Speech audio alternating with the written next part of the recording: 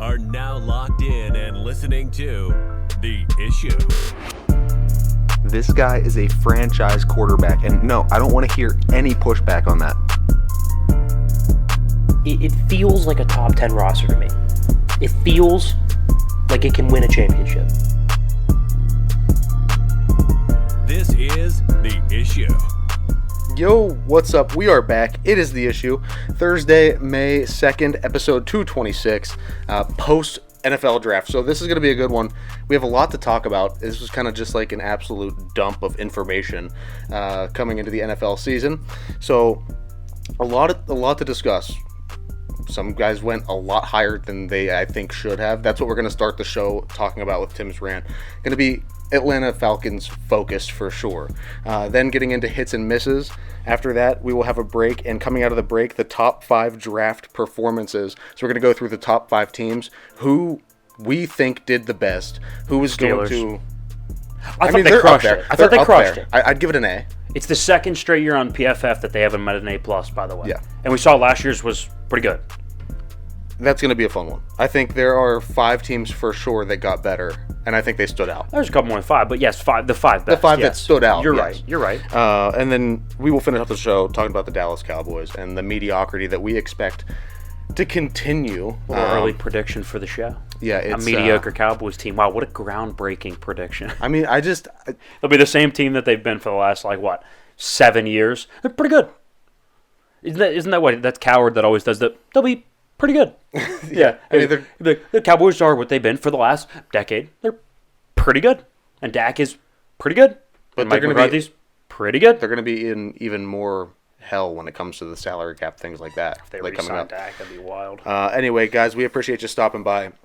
We are on YouTube, Spotify, and Amazon Prime Video to watch the show. If you want to listen, go over to Apple Podcasts, Google Podcasts, Amazon Music, iTunes, iHeartRadio, and, of course, the iHeartRadio app. But we appreciate you guys being here. We are gearing up for the NFL season. It feels fantastic now that we have more to talk about. So the Atlanta Falcons kind of screwed some things up. Yeah, no, they I disagreed with their draft. I disagreed with the first-round pick primarily, that being Michael Penix. Here's the thing, and you can tell what teams have direction, and you can tell which teams don't have direction. I actually think you used the word directionless, 25 minutes ago? The Penix pick felt directionless, right? What's a team that had direction? How about the Joe Alt pick, right? The Chargers. Harbaugh loves a strong run game, good offensive line. They're going to protect Herbert. They're going to run the ball. It's going to be a lot of play action. They're going to make sure that they control the line of scrimmage like Harbaugh's done since, forever? He probably coached his sons in youth football, and they've always said, hey, let's win the line of scrimmage, right? It's always been a focus, and it always will be for Jim Harbaugh. That's a mindful pick that has direction. And for the Falcons, taking Michael Penix, who is an NFL-ready, probably the best pure passer in the draft from the pocket, especially down the field to the intermediate to deep stuff, probably the best passer in the draft. And you take him at 8, injury concerns, and he's 24 and a half, 24 and a third or something like that. So he's an older quarterback for somebody that most likely will have to sit behind Kirk Cousins, who you just gave $180 million, 100 of it guaranteed over the first 2 years to, right? So that's a problem. And here's the main problem is that they said they signed Kirk Cousins 47 days ago. 50-something days ago, you knew where you were going to be picking. You knew what quarterbacks were coming out in the draft. You knew how much salary cap money you had. So you knew you know exactly what you have and what you need going into the offseason. It's all lined up right there for you. And so at that point, you formulate a plan. What's our identity? What's our goal? What's the direction of this franchise? And how do we get there this offseason? How do we take steps towards it? Again, we'll go back to the Chargers. Hey, boom, we fired our coach. This is what we need to do for the season. Let's start by getting Harbaugh. Okay, what does Harbaugh do? Lines of scrimmage. Right? What does Harbaugh want to do? Get younger, get cheaper, and get better where it matters most as opposed to injury-riddled wide receivers that he got rid of, right? Protect Herbert. They've done all those things in succession, and they have great direction. So the Falcons look at all of these assets, right? The salary cap money, it was 80-something million, right? The salary cap money, the slot that they're going to be picking at. Hey, what are our prospects? What are our team needs? And they say, well, okay, obviously quarterback is a team need. and drafting at 8, you have a pretty good chance to get a quarterback. Even in a quarterback top 3 to 5 heavy draft, you'll still be able to get a quarterback at 8. Okay, so direction number 1 is we take our salary cap money and we go get a bunch of good players, right? Good B+ to A- players, some of them veterans, maybe some a little bit younger, some we gave a second chance to, whatever, right? You go spend that money and make your roster pretty good, well-rounded. And then you draft a quarterback at 8. Penix would be good for that, actually, although I think it'd be an overdraft. He'd be good because he's NFL ready, much like a Brock Purdy, but I think he's a better, more talented player, a better prospect than Purdy. Okay, so route number 1, let's go spend a bunch of money in free agency and then draft the young kid. He'll come in, he'll start, especially if you like Penix at that point. You know he's going to be available at 8. Let's go get Penix. He's NFL ready. Let's go the whole rookie contract, stacked roster thing like we've seen the Niners do. Philadelphia did it, and it was even better because Hurts was a second-round quarterback contract. Okay, fine. Let's go with that route. That's good. Or option number 2 was let's go get top-of-the-market quarterback free agent. And that would be Kirk Cousins. He was probably the best free agent available, and you had to pay a pretty good price for him. Okay, so if that's your option, then what would you do with the number 8 pick? Well, that'd be a very win-now option because Kirk Cousins is 36 coming off an Achilles. You're giving him 2 years of hard guaranteed money, and then a couple years on the back end that are less guaranteed and more you can get out of that, right? So 2 years of stiff guarantees, so it's a win-now move, and he's, again, 36. And so you would say, okay, then at the number 8 slot, you go get a high-impact player that can come in and help you right now and help Kirk Cousins be good and justify that investment financially for that player.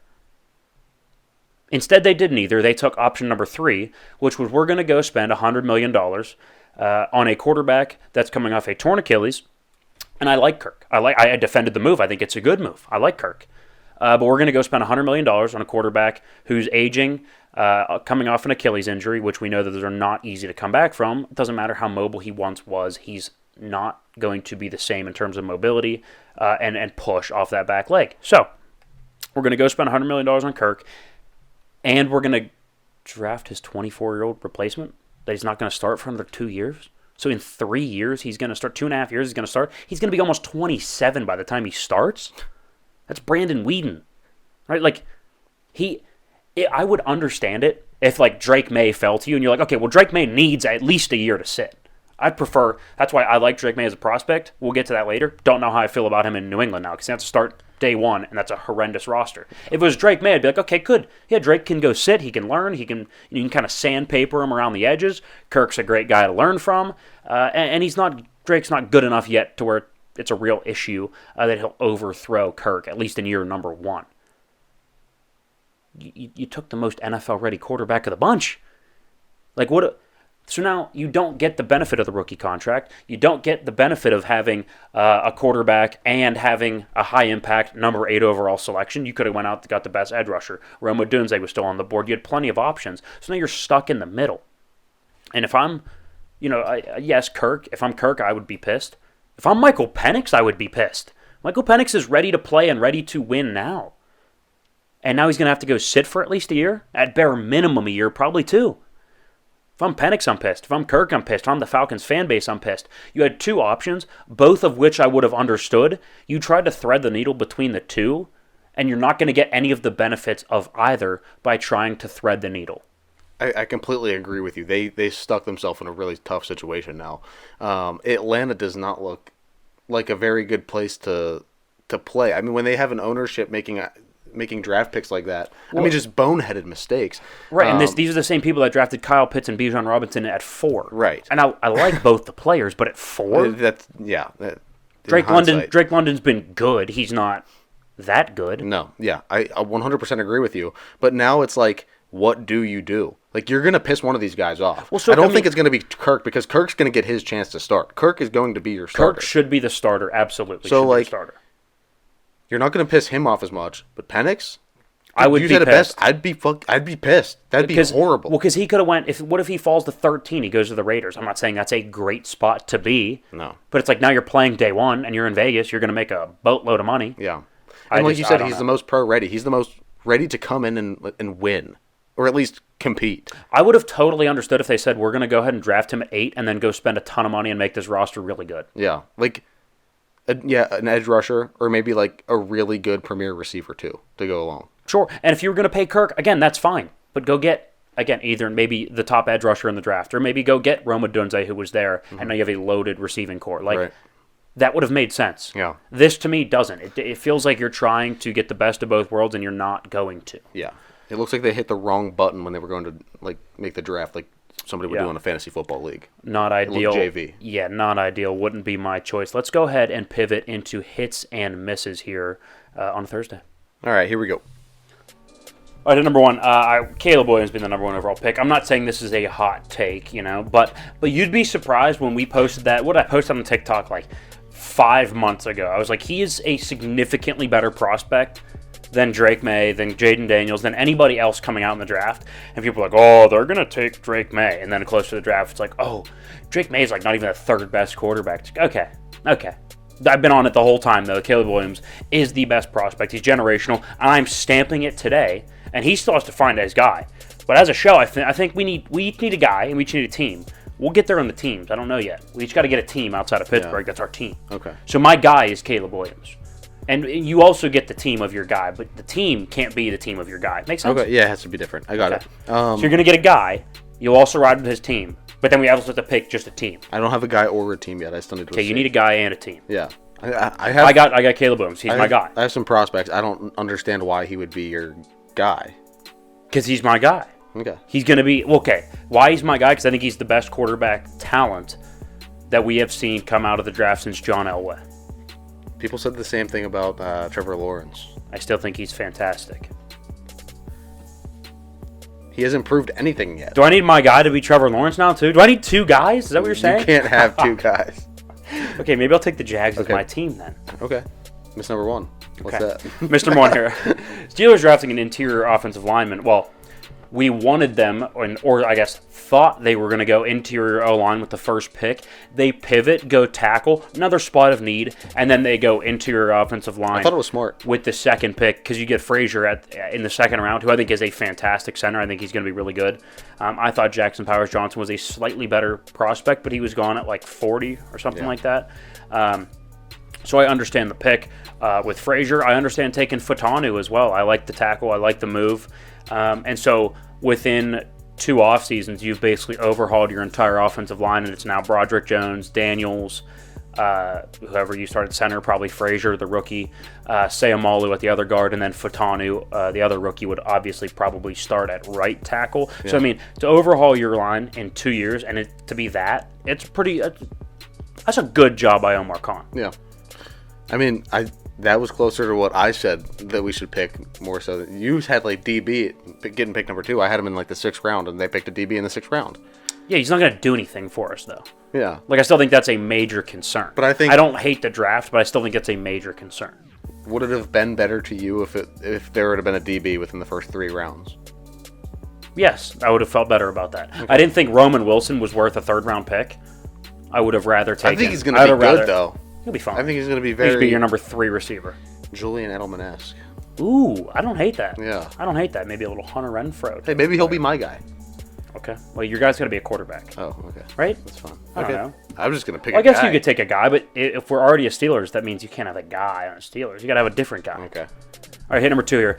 Daniel Jones and the Giants. They are an absolute mess, and it came to a head when they asked Malik Neighbors, "Hey, how do you feel about Daniel Jones being your new quarterback?" He's like, "Yeah, we'll just have to wait till we see how it looks when we get there."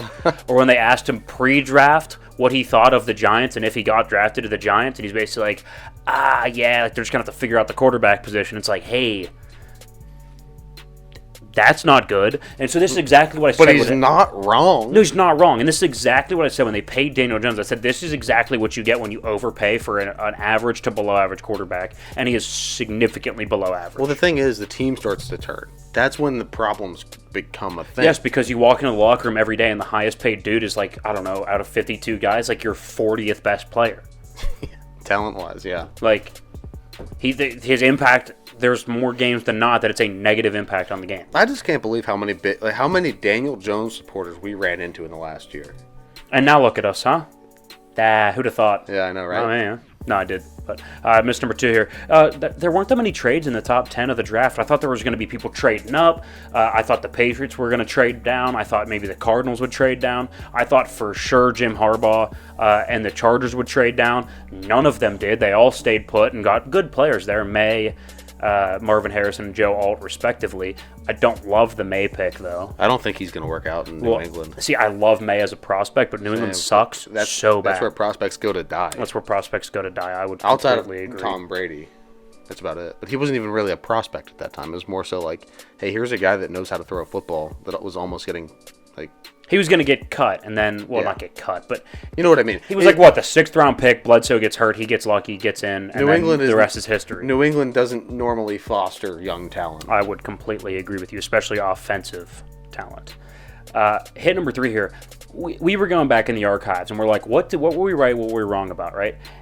And you came up with that I think that Jameis Winston is still a starting caliber quarterback in the NFL. Yeah. And I stand by that. I absolutely stand by it. We were like, is this a hit or a miss? I don't know if it's a hit or a miss. I'm calling it a hit. I know he's not a starter. I absolutely stand by the fact that he is not in the top 32, or stand by the fact that he is a top 32 quarterback in the NFL. You think so? Absolutely. Him or Will Levis? You were thinking about Will Levis being your guy. No. Okay, now. That was more jokingly. Okay, for the same number, him or Russell Wilson? I'd go Russ. So this is I to win disagree. Games right now. Yes, I disagree. To win games right now, I'm going to go Russ. I disagree. Okay. With what he's surrounded by? Jameis for $5 million or Deshaun Watson for what, 60? I'd probably go Jameis just because the sticker. Thank you. Just because the sticker, yeah. Okay. Whoever New England starts this year. Oh, Jameis Winston. Okay. Yeah. Okay. Whoever the Raiders start this year, Jameis Winston. Jameis. Okay. Geno Smith or Jameis Winston? I think that's close. I think you can win a lot of games with Geno Smith. I think Jameis Winston is a significantly more talented quarterback. Bigger arm, a little more mobile, a little younger. I'll go Geno Smith. As of right now, cheaper. I'm going Geno Smith. Okay, I disagree. No, I would go Kyler Murray over Geno Smith. Now we're getting absurd. Okay. Oh, hear me out. On the 49ers, Brock Purdy or Jameis Winston? I think Jameis adds a different layer to that offense if he's on that team. I think worrying more so about a mobile quarterback like Jameis and somebody that can move the pocket a little more. I was going to say Jameis, but I can't do that. I'd have to go Brock. I'm just saying, Jameis would add an extra element. I'm not sure which one would be better, but I'm just saying there would be something else there. Daniel Jones or Jameis Winston? Oh, Jameis Winston, no, that's not a debate. Okay. Daniel Jones is horrific. He's horrendous. He's not an NFL quarterback. This is going to get good. Dak Prescott for what they're paying him this year at $50 million or Jameis Winston for $15 million? I don't know. That's a tough one because Dak's a good quarterback. Dak's a good quarterback. Is he good for $50 million? Is the number good? No, it's a salary cap league. The number's not good. The number's not good, but I want to say Dak. I would have to think on it. The number's not good, but I would lean Dak because it's Dak. Jalen Hurts. No, Jalen. Okay. I didn't know how crazy we were going to get. Okay, Derek Carr. Would he go back to New Orleans? Derek Carr, Jameis Winston. Derek Carr's making like $30 million. I'd probably go Jameis. For like 10. Yeah. I think Jameis is... He'll get the job done. Sam Darnold or Jameis Winston? Assuming that they're going to sit JJ for a year, Sam Darnold or Jameis Winston? Jameis. Sam Darnold can't get it. You're not even a Jameis guy. I'm the Jameis guy. No, but I mean... I like Jameis. When asked the question... I still contend Carson Wentz is a starting level quarterback. Yeesh. All right, let's relax. I would take the same amount of quarterbacks that we just listed for Jameis for Carson Wentz. Wow. Miss number 3 here. Lamar Jackson is going to be under a ton of pressure, and we definitely missed last year calling him the best quarterback heading into the playoffs in 2023/2024 last year. That was wrong, clearly. And so this year they go out and get a corner with their first round pick. A lot of pressure is going to be on Lamar. I'm going to ask you a very pointed question. Okay. Can Lamar Jackson win a Super Bowl in the next 5 years? You have a minute and a half. Go. I think they've moved past their window. I think they're a lot like the Bills in the fact where they had a chance for the last 2-3 years. And I mean, this past year was definitely their chance. The AFC got weaker because there were injuries that slowed down the Bengals, that slowed down the Bills. Like, you had those things late in the season where you had a chance to win it if if you were really that team. I think as the rest of the AFC, gets better and you have more teams develop, especially under Harbaugh now in LA, like there are going to be different powerhouses in the AFC that you see start to rise up, and I don't think the Ravens have what it takes to So be you would one say of them to no? win. I'd say no. I would say no. Cincinnati. I'd say Cincinnati has a shot. Okay. Cincinnati definitely has a shot. They were in our favorite 5 last week. I know. Just saying. Just asking. Cincinnati has a shot. Okay. That's it for hits and misses. Yeah, we'll be back in the second segment. When we come back, we will be doing what the top 5 teams, the top 5 performers of the draft, give our best performances, and then we will finish out the show with a little bit of Cowboys mediocrity discussion. So don't go anywhere. You're not going to want to miss that. Welcome back in segment 2, the issue. Is it May yet? It is May. Oh my God, May 2nd. That sickens me. The draft was Sickens you. Well, I guess it's good because the weather's getting better, but I mean, time's flying by, man. Yeah. The sand is going through the hourglass much quicker than I anticipated. I am fine with us getting to summer a little bit quicker. That's fair. Either way, the draft was last Thursday. That's what most of the content has been up to this point, and we will continue that, giving what we think is the top 5 teams in the draft, and we'll kind of go over their top couple picks, the impact players that they selected in the top couple rounds. However you got here, though, subscribe on Spotify, Apple Podcasts, YouTube, all that fun stuff. Download it, give it a like, comment, whatever. Do all that fun stuff. Engagement helps us out. We appreciate you listening however you got here. Yeah. We got a good one. We're going to be talking draft, and then we're going to get into some Cowboys stuff here in this segment. So pretty loaded. Pretty good. What's the general feel from Cowboys fans on us? Do they not like us? Because I've been a Dak cynic. Not critic. Mm-hmm. Well, what's a not as bad of a connotation? Like, I like Dak. But not for the price point. But I don't think he's a top 10 quarterback. You've been a critic of Dak. I mean, you haven't been yes. You haven't been rude about it. You've been honest about it. Thank you. I appreciate that. But you've talked about your... I feel the same way about Tua. I haven't done a good Tua rant in a while. It has been a while, but we had a stretch there where we did like 3 in a row almost. It's true. Kind of burnt it out a little bit. Yeah. The bro will bring that back when he, inevitably plays poorly this coming year. Yeah. I mean... Not all the time. Just in a couple of games. He's a decent quarterback. So You're is right. Dak. So is Dak. Sure. So let's start this off. We're going to go through our list. We have compiled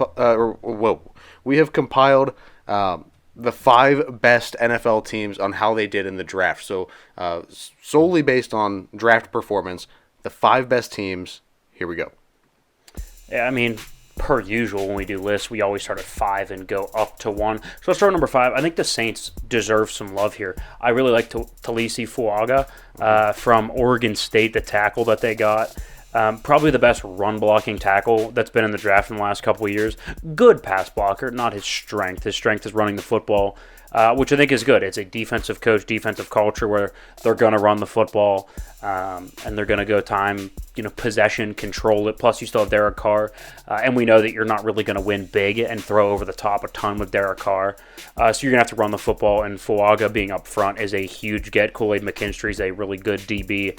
Anytime you get an Alabama Nick Saban coach DB, you did something right. Yeah. And I don't hate the Spencer Rattler pick in the 3rd or 4th round that was. Hey, who knows? Maybe it works out. We've seen, Dak Prescott was not supposed to be any good in the 4th round, right? Nobody thought Dak was going to be the guy. Next thing you know, preseason he comes out, he looked really good. Tony Romo, see you. Why don't you sit down? And now Dak made $50 million last year. Yeah. So it can happen. I don't hate the pick. And then a pit guy, Bub Means, there in the 4th or 5th round as well. So I think it's a good draft. I'm not giving grades. I think it's a good draft. And they're top 5. I mean, they got most of the positions covered that they needed. I'm just not a big fan of the Spencer Rattler pick. I just don't like it. No, not a big Rattler guy? No. I just think he's... when you come from a smaller school like that, you have to have something that, sets you apart. That, really sticks out. Yeah. But I mean, we do remember that when he was at Oklahoma, he was like a Heisman front runner, somebody that you would throw in there in the top 5. Way too early mock draft, he was in the top 5. I know, he doesn't have anything that makes me look at him and go, wow, he's the best at in terms of physical attributes. Yeah. Okay, I think that's fair. Either physical attributes or just level of play on the field. That's fair. Okay, I'll give you that. I like the first 2 picks and I like the Bub Means pick, Saints at 5. Yeah.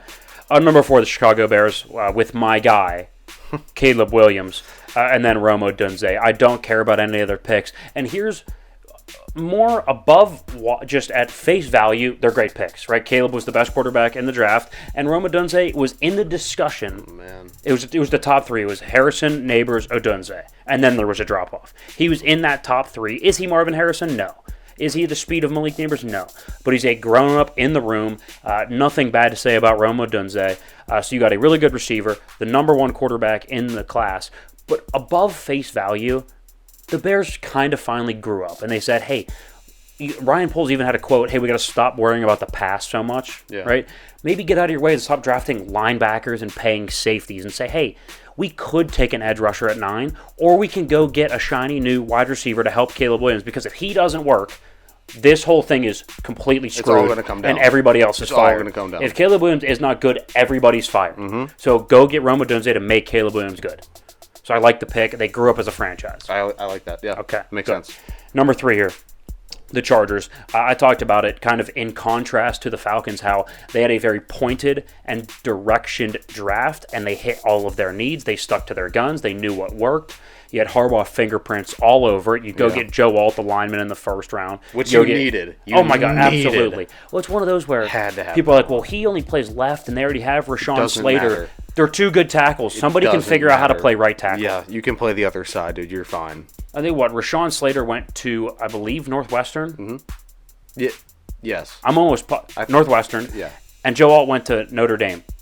These are smart kids. Somebody can figure out how to play right tackle. One of them's going to figure it out. Yeah. Right. These aren't dummies, right? Somebody's going to figure it out. Yeah. And then you go get Ladd McConkey, the slot guy from Georgia, in the second round. I actually love that pick.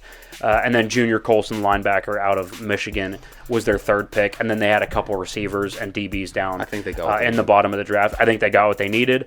And like I said, it was a directional, pointed draft. Here's what we need. Here's our identity. How can we draft to best mesh those two and help protect? Again, if Caleb Williams doesn't work, the Bears are never going to be good, and the entire thing is going to get fired. Right? Well, everybody's going to get fired. If Justin Herbert doesn't work and win in the playoffs, everybody's going to get fired. Period. End of story. It says a lot about Harbaugh, though, too. Like, if you are new and you come into a system and everything is just, it looks haywire, it looks like your mind was scattered during draft day, that's not a very good sign, right? Like, you need the main guy in the room, the head of the ship, the face of the franchise, and the coach to at least be, have his head screwed on the right way and know what he wants to go get and have an identity in mind and a culture that he wants to build. Right, and that's where people are like, oh, well, the Falcons got two, they have two good quarterbacks now. Like, well, that can't be bad. Yes, but it was a scatterbrained decision. Yeah. Because so basically how NFL contracts works, little mini sidebar because we have time, right? You give a signing bonus to a player, right?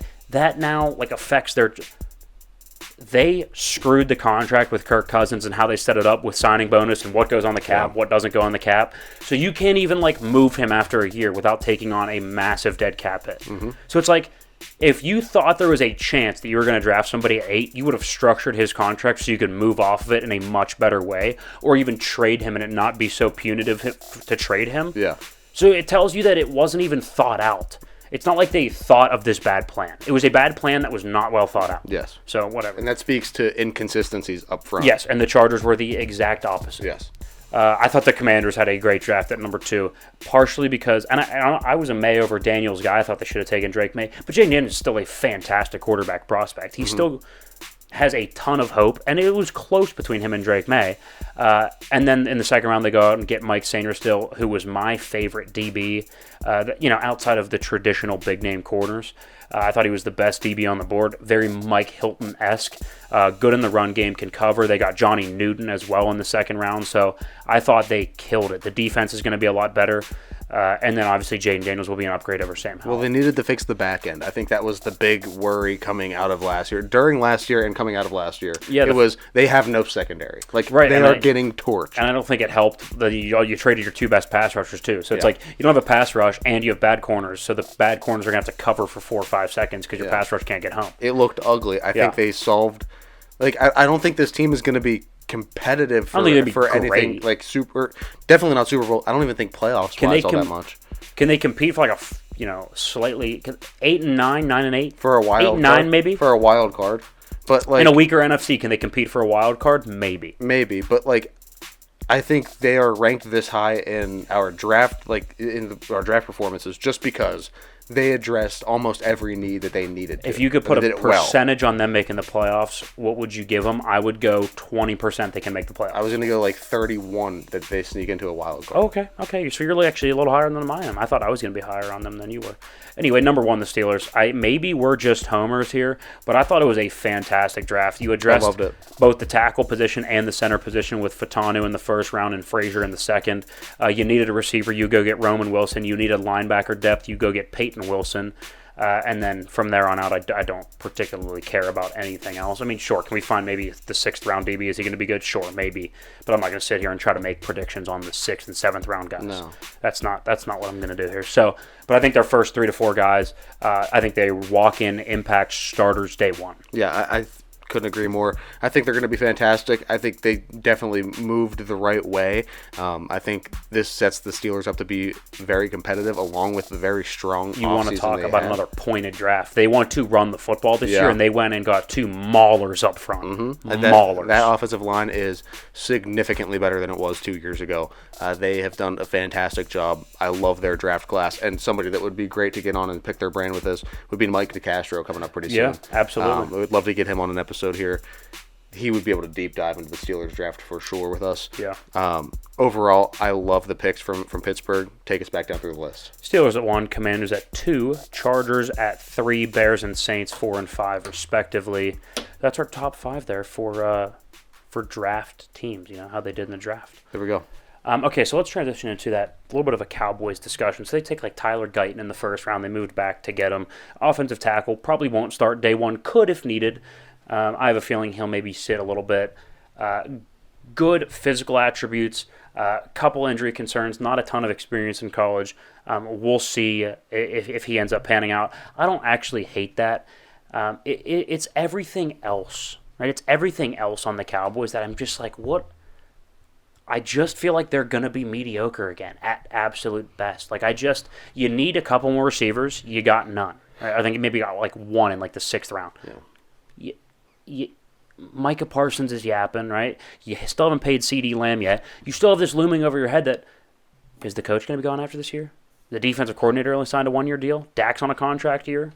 And so now you're left with the proposition of next year where you don't have a franchise quarterback, or you have to overpay the one that you have $60-something million over the next 4 years. You're not fully bought in on. Yeah, you're going to give them $300 million over 4 years. It's ridiculous. So it's like you're pigeonholed in to these absurd options, and it's like, what do you do? Right? What do you do? Do you go no friend? Do you just go draft a guy in like the 20s next year and just hope he's good? Do you go out and pay for the free agent next year? Do you let Dak walk? Like, what do you do? So I don't have a good answer for Dallas. I think way too early prediction. 10-7. They're gonna be pretty good, like they always are. Like they're always good. The Cowboys are gonna be good this year. Like, are they great? No. Are they going to be bad? Probably not. They're going to be good. They're going to beat some bad teams. They're going to lose to some good teams. They'll hang in there against a good team, maybe win 1 of 2 or 1 of 3 against a really good team, and that's how it's going to go. Or there's going to be weekends where you're like, wow, that offense is really good. Or there's going to be weekends that they give up 40-something points and Dak throws 2 pick sixes. Like, they're going to be good. Good. If that's your standard, then that's fine. Yeah. This is my argument against the Steelers, where it's like, oh, well, Tomlin hasn't had a losing season. It's like, okay, if that's our standard, then that's great. But is that the standard? Because you always hear, well, the standard is the standard. Well, Mike, what is the standard, right? It's like, Jerry, you're all in. Well, all in on what? All in on winning 10 games? If that's your standard for America's team, then that's fine. But don't tell me you're America's team. You know what I mean? Like, you're not America's team if your standard is to get into the playoffs. That's not a standard. All the while they have severe locker room drama, too, with people saying they wouldn't be upset if Micah didn't come back. Yeah. So there's that. You got to take that into consideration. The other thing, I think there has to be a very real conversation had with Dak Prescott, and it should sound a little bit like this. You should sit down and you go, hey, Dak, we really love how you get us to the playoffs every year and then subsequently lose us a playoff game. And, we've really been enjoying, sitting here not making Super Bowls. If you're going to want a contract, we're going to need something from you. Like, if you're going to want to see even what you have replicated again, like, we're going to need to see something this year. This is your do or die year. If you don't do it, do you know how tough that contract negotiation is going to be? Like, I know they love Dak, and I know they're, like, sold on Dak that he's their guy. But if you can't win after this long, like, how many times, how many seasons do you have to say it, that this is your year, that Dak Prescott's going to lead you back to the promised land in Dallas, and you can't get past a divisional round game? Like, it's ridiculous. I thought they should have taken a quarterback like late rounds. 4th, 5th, 6th round. You found Dak there. What's wrong with taking another flyer on a guy? Just let and him also, sit. side note, what does this say about Trey Lance? Can he play a lick? Seriously, can he play a lick? I'd like to see it. Maybe he can. Maybe that's why they haven't extended Dak yet. And maybe that's why they didn't draft a quarterback. Maybe they're just going to slow play this, say, hey, Dak, go ahead and play on your contract here. Show us what you got. Dak, inevitably, because they have minimal talent offensively, it's going to be highly Dak reliant. They're going to have to throw the ball 50 times a game. We see the stats when Dak throws 35-plus times a game. He's not as good of a quarterback. So he's going to go ahead and throw 50-plus times. He's going to finish it as the 13th best quarterback in football, like he does almost every year. And that's how that'll go. And they won't sign him, and maybe Trey Lance is the guy. Maybe that's what we're missing here. I feel like we would have heard something by now. I think somebody would have said, like, hey, like, Trey Lance knows how to play football. Trey Lance looks like he's pretty good. That's why they haven't re-signed Dak yet. Yeah. Like, everything leaks out of that building. You're telling me that we haven't seen – it's like an albatross. We haven't seen a picture of Trey Lance in a uniform yet. Like, is he alive in there? I don't know. Somebody put it on APB for Trey Lance. We don't have him. Is he alive? I haven't seen any pictures of him in any Cowboy stuff. I don't love the Cowboys draft. Tyler Guyton from Oklahoma is fine. That's Western Michigan, Kansas State, Southeast Missouri State, Louisiana. What were the positions again that they drafted? Tackle, edge, interior offensive lineman, linebacker, cornerback, wide receiver, tackle. I don't even know what DI stands for. Is that Defensive Intelligence Agency? Like, what is DI? Am I crazy? Or is that maybe that's DL? Okay, so yeah, he was DL, my bad. Oh, okay. That's a lowercase L. What kind of sick human being? What kind of sick person does not use all caps for positions? You've got to be a sick person, PFF. You sicken me. Okay, nonetheless. That's how we feel about Dak. That's how we feel about Dak. That's how we feel about the Cowboys. This whole all-in thing, I think, is going quite poorly. Mm-hmm. It never has gone well. So No, it hasn't. Nothing changed there. So that wraps up that discussion. We're going to move into last call. Second time doing this. It's a fantastic time. Just talk about something non-sports related, usually drinking related, like this one is again. Tailgate. I got to go in for next. Sorry, I got to go in for next week, and we will forget it if I don't write it down. Yeah, so I'm going to write it down. Sorry, continue. I'm going to explain it real quick. So with tailgate season kind of coming up, you got concerts, you got baseball games. We're getting back into hopefully football soon, so get into some of that. But tailgates, what are your favorite drinking games to play at them? And if not at a tailgate, just drinking games in general. That's what we're going to go with. So your 3 and my 3. We're going to go back and forth again. You start off. So almost like a draft. Yeah, you started off. Okay, I'll record record here. Okay. Record record. Take record. Mm-hmm. I get the 1-1 pick. Yeah, why not? You can have the first pick in all of our games that we do for last call since you won the year and predictions. I like that idea. What a fantastic idea. I'm going to take the classic. I'm going to take Pong. That's a good one. We're allowed to say beer? Well, we talked about our favorite beer. Oh, yeah, I'm stupid. I'll go beer pong. Okay. Yeah, beer pong. I think it's a classic. It can be played indoors, outdoors.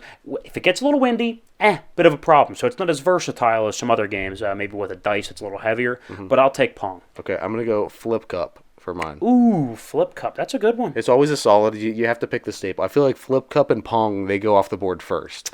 See, now I'm wondering if we're going to go with a run on some developmental players in this slot here. I'm going to next. I'm going to go ahead and take a developmental player. It's better with the young guys. I'm going to go Beer Die. Okay. I'm going to go Beer Die. It's a little bit of a younger man's crowd, but I can see it. It's a prospect. It's right on the cusp. Mm-hmm. It's there. Okay. Okay.